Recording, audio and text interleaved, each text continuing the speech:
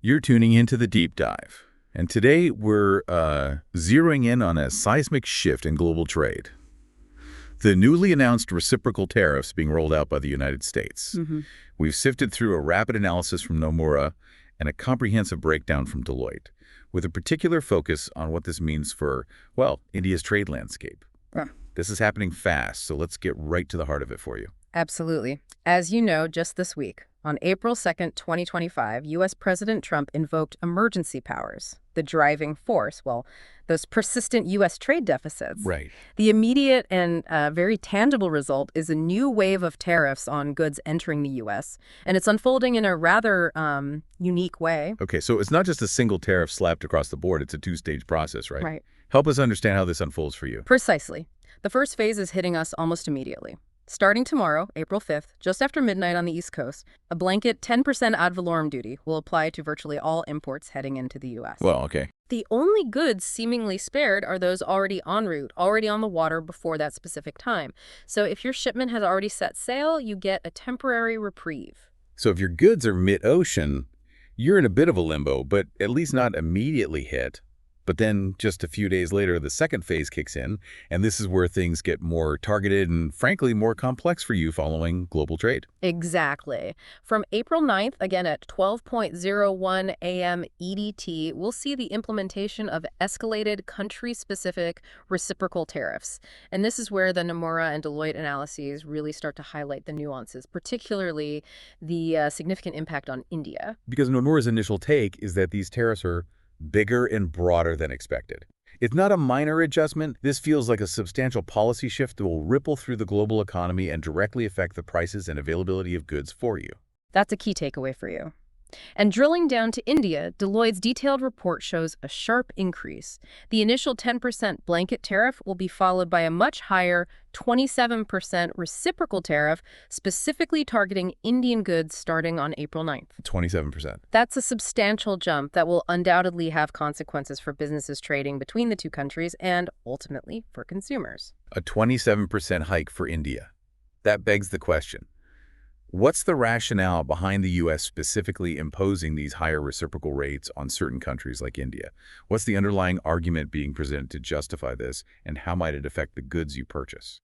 Well, Deloitte's analysis sheds light on the U.S. perspective. They've consistently raised concerns about India's relatively high average most favored nation, or MFN tariffs. These are the standard tariffs. Right, WTO standard. Exactly, that one member of the World Trade Organization applies to another. The U.S. points out that India's average unweighted tariff is around 17%, and even when weighted by trade volume, it's still a significant 13%. They also haven't held back in highlighting India's non-tariff barriers. NTBs for you, the listener, think of these as not direct taxes on imports, but more like regulatory hurdles, complex customs procedures, or specific product standards that can make it harder or more costly to bring goods into a country. Precisely. And the executive order itself calls out very specific examples where the U.S. believes there's a significant imbalance that needs addressing to create a fairer playing field for U.S. companies and, by extension, potentially lower costs for you on American-made goods in the long run, though the immediate impact might be price increases on imports. Okay, like what? Consider passenger vehicles, for instance. The U.S. has a 2.5% import tariff, while India stands at a massive 70%.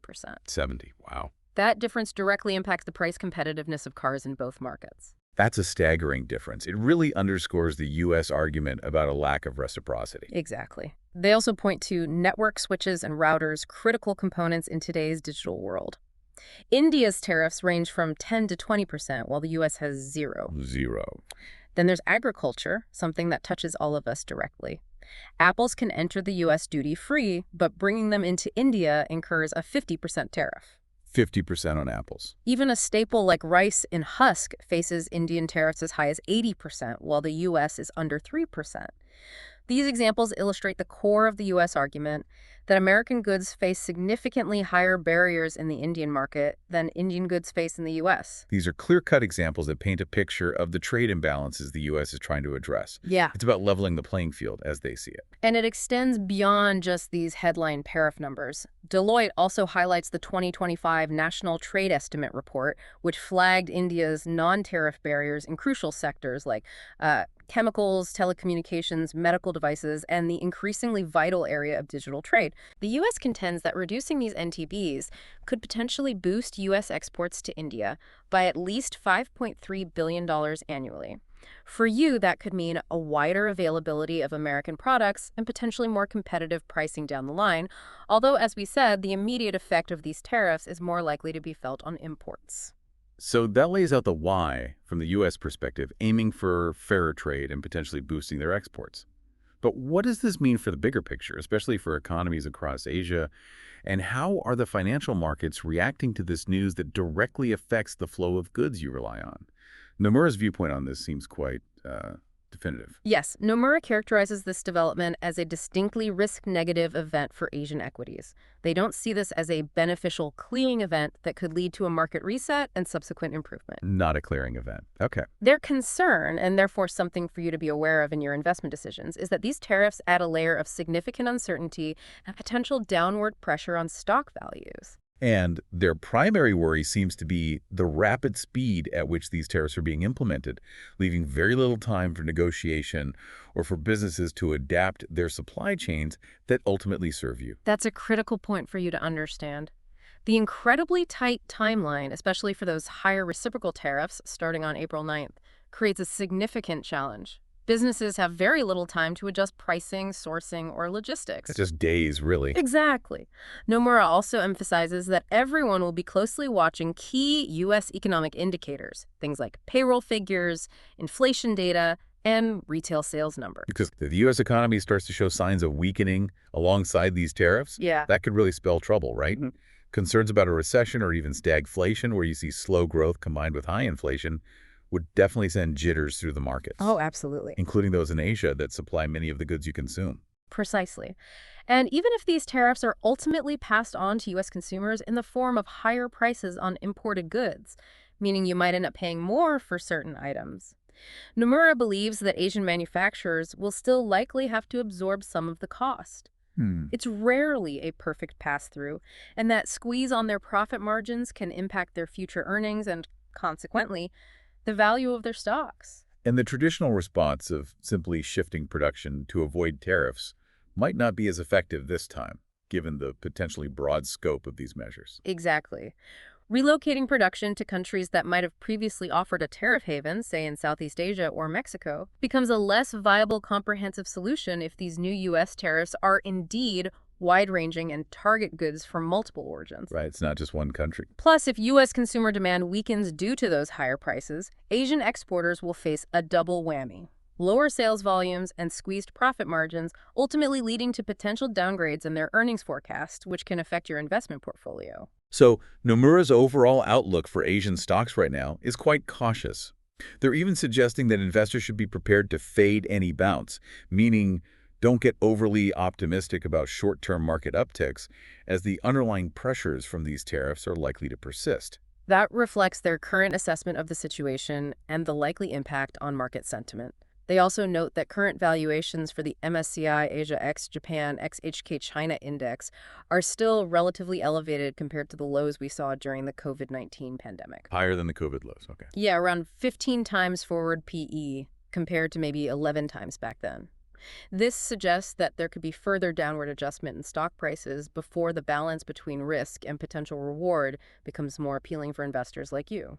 However, they do point to some medium-term factors that could offer some support for Asian equities down the line, so it's not all negative, perhaps? Yes, they highlight that Asian equities in general appear to be more reasonably valued when compared to U.S. stocks, and they've experienced a period of underperformance relative to the U.S. market. Additionally, foreign investor positioning in Asian markets is currently relatively light, meaning there isn't a huge amount of overseas capital that could suddenly withdraw and trigger a sharp sell-off. Okay, left hot money maybe. Potentially. And the potential for a weaker U.S. dollar and the possibility of interest rate cuts in some Asian economies, such as India and the Philippines, could also provide some tailwinds eventually. However, in the immediate future, the uncertainty and potential disruption caused by these new tariffs will likely be the dominant factor influencing market sentiment and, by extension, your investments in these regions. Okay, so that's the broader Asian equity picture painted by Nomura.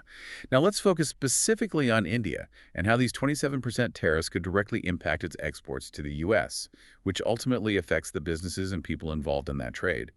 Deloitte's analysis gives us a clearer view here. That 27% ad valorem duty hitting Indian exports starting April 9th represents a significant challenge for several key sectors that contribute substantially to India's economy and its trade relationship with the U.S. Deloitte first points to textiles and apparel. A big one for India. Huge, noting that India exported over $8 billion worth of these goods to the U.S. in 2024. And for you to understand the implications, this is an industry often characterized by relatively thin profit margins, right, where even a moderate increase in costs can significantly impact competitiveness. Exactly. A tariff increase of this magnitude, 27%, could make Indian textile and apparel goods considerably less competitive in the U.S. market, potentially leading to reduced orders and impacting employment within India. But there's a twist. However, Deloitte also points out a nuanced aspect. The reciprocal tariffs being imposed on some other major textile exporting nations, like Bangladesh, Sri Lanka, and Vietnam, are even higher than India's 27%. Oh, interesting. So Bangladesh at 37%, Sri Lanka 44%, Vietnam 47%. Correct. This could potentially create a slight comparative advantage for Indian exporters in this sector as their goods become relatively less expensive compared to those from countries facing even steeper tariffs. So a complex situation for textiles challenges, but also a potential for a relative gain depending on how other countries are affected. What about pharmaceuticals and active pharmaceutical ingredients, or APIs? India is a major global supplier in this critical sector, which directly impacts the cost and availability of medications for you. This is a somewhat mixed picture for you as a consumer of pharmaceuticals. The good news is that pharmaceuticals are largely exempt from these new tariffs under the executive order, Okay, good. which should help maintain the flow and potentially the price stability of many medications sourced from India. However, Deloitte cautions that any overlap in formulation-based exports or medical devices that aren't specifically exempted could still be subject to the tariffs. Okay. There's also a concern about potential reclassification of products or more stringent rules of origin enforcement by U.S. Customs, which could create compliance burdens and uncertainties for Indian exporters, potentially leading to delays or increased administrative costs that could indirectly affect prices. And it's important to remember that not all pharmaceutical formulations, APIs, and medical devices fall under the exemption. Right. So while a significant portion of the pharma sector seems protected, there are still potential vulnerabilities and areas of concern that could indirectly impact the availability or cost of certain medical products for you. What about the rapidly growing area of information technology and electronic components? Many of the devices and technologies you use daily rely on global supply chains involving India. Yeah, this is where the reciprocal tariffs could have a more pronounced negative effect on the competitiveness of Indian exports in the U.S. market. India's exports of items like smartphones, routers, and network switches have been on an upward trajectory. The U.S. currently has zero tariffs on many of these kinds of products, while India's own tariffs on similar imported goods can range from 0 to 20%. So that imbalance again. Exactly. Therefore, this new 27% U.S. tariff could make Indian-made electronics significantly less attractive to U.S. buyers compared to products from countries not facing such high tariffs. The notable exception here is semiconductors. Ah, semiconductors are exempt. Yes, they are exempt from this additional ad valorem duty, likely recognizing their strategic importance in the global technology landscape. Okay, so a potential hit to the competitiveness of Indian electronics in the U.S., but semiconductors get a pass. Now let's consider agriculture, a sector that directly provides the food many of us consume. India is a significant exporter of certain agricultural products. Unfortunately, the outlook here isn't particularly positive for you if you consume certain agricultural goods imported from India. Deloitte estimates that approximately $5 billion worth of Indian agricultural exports to the U.S., including products like fish, shrimp, non-basmati rice, and vegetable extracts and oils, are likely to be hit by that 27% tariff. Oof. So fish, shrimp, rice. Yeah, this could lead to higher prices or reduced availability of these specific products in the U.S. market, directly impacting consumers. And finally, what about automotive components and two-wheelers? India has a growing presence in the global automotive supply chain. The relatively good news here is that these categories are largely exempt from this additional 27% ad valorem duty. Okay, additional. Right. However, Deloitte reminds us that the automotive sector is likely already subject to a 25% tariff under those Section 232 proclamations from March 26th. Ah, the existing steel and aluminum-related ones. Exactly. So while this new tariff wave might not directly impact them further, The existing tariffs are already a significant factor for businesses involved in automotive trade between the U.S. and India, potentially affecting the cost of vehicles and parts for you. It paints a complex picture, with some sectors facing immediate and significant tariff hikes, others potentially seeing a slight relative advantage, and some already navigating existing trade barriers. Hmm. Now, we've touched on exclusions, but let's clarify for you which product categories are explicitly not included in these new tariffs. This might give you a sense of where supply chains are likely to remain more stable. Sure. Deloitte provides a detailed list in Annex 2 of the executive order, covering over 1,000 specific product codes across 25 chapters of the harmonized system. Key exclusions include essential energy products, a broad range of pharmaceuticals, as we discussed, critical minerals that are vital for various industries, and those strategically important semiconductors. Right. Additionally, derivative aluminum and steel articles, as well as all automobiles and automotive parts that are already subject to those existing Section 232 tariffs, are also excluded from this additional ad valorem duty. And Nomura's analysis adds a few more sectors to that list of exclusions, giving us a slightly broader picture of where the impact might be less direct for you. Yes, Nomura specifically mentions copper, lumber, energy resources, and certain minerals that aren't readily available within the U.S., and bullion as sectors that appear to be exempt from these new tariffs. Copper, lumber, bullion. Okay. They also reiterate that goods compliant with the USMCA agreement, that's the trade deal between the U.S., Mexico, and Canada, continue to have zero tariffs. Non-USMCA goods that were already subject to tariffs generally remain at 25%, and non-USMCA energy and potash remain at a 10% tariff rate. So it's a layered system with various exceptions and pre-existing tariffs still in play. It's certainly not a uniform application. One interesting aspect Deloitte highlights is this rule of origin. How does that work, and how might it affect the goods you purchase that have components from different countries? This rule essentially offers a potential waiver of these new ad valorem duties on the portion of a product that can be proven to have originated in the U.S. Specifically, if at least 20% of the product's total value is determined to be of U.S. origin, then the tariff might not apply to that U.S.-made component. 20% U.S. content, okay. However, and this is crucial for you to understand the potential impact on businesses, the responsibility for tracking and proving this U.S. origin shifts to the exporters. The burden's on the exporter. Exactly. This could add significant complexity and administrative costs for companies trying to take advantage of this waiver, potentially leading to increased prices even if they qualify. For example, an Indian manufacturer using U.S.-made components would need to meticulously document the value and origin of those components to potentially reduce their tariff burden when exporting the finished product to the U.S. So it puts the onus on the exporter to navigate a potentially complex bureaucratic process, which could indirectly affect the final cost of goods for you. Now, given that these tariffs seem to deviate from the general principles of free trade, what's the situation with the World Trade Organization and existing U.S. trade agreements? Do these new tariffs override those established frameworks? Well, Deloitte is very clear on this point, and it's a significant one for understanding the potential long-term shifts in global trade rules. Section 3I of the executive order explicitly states that these reciprocal tariffs will apply regardless of existing WTO commitments. Regardless. Wow. Yes, and will even override any preferences or commitments made under existing U.S. trade agreements. This signals a significant departure from established trade norms and could certainly lead to challenges and disputes with other trading partners within the WTO framework. So the U.S. is essentially asserting that these new tariffs take precedence, potentially setting a precedent that could reshape international trade relations for you in the years to come. Now, Nomura did identify a few potential positive aspects, however limited, in this announcement. What are those small glimmers of potential good news? Yeah, they point out that the exclusion of Canada and Mexico from these additional tariffs under the USMCA agreement provides a degree of stability for trade within North America. Okay, USMCA partners are safe. For now, from these additional ones, yes.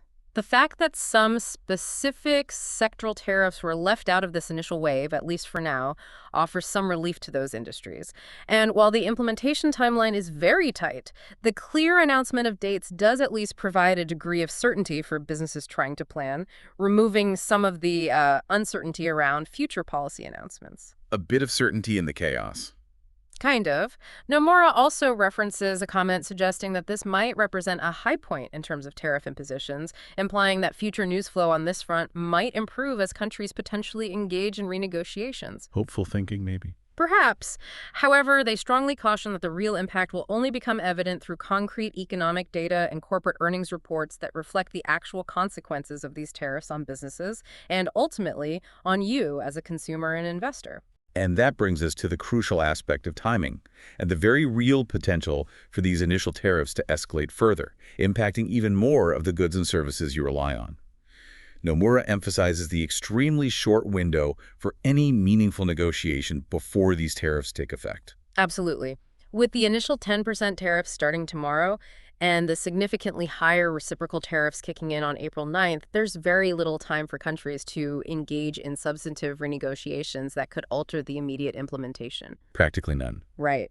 Nomura also highlights a critical factor for you to watch: the potential for retaliatory measures, particularly from major economic blocs like the European Union and China. Retaliation is the big worry. It is. If these key trading partners respond with their own tariffs on U.S. goods, it could lead to a damaging cycle of escalating trade tensions that would ultimately impact global trade flows and potentially increase prices for consumers worldwide. So, given this near-term uncertainty and the distinct possibility of further escalation that could affect the prices of a wide range of goods you buy, what is Nomura's current advice for investors in Asia ex-Japan equities? Where are they suggesting you might want to focus your investment strategy in this environment? Their recommendation is to adopt a defensive investment posture. Good offensive, okay. They suggest favoring sectors that tend to be more resilient during economic uncertainty. This includes telecommunications, companies focused on domestic demand like producers of staples, food and beverages, and select utilities, Staples, utilities? though they advise caution on those heavily reliant on data centers.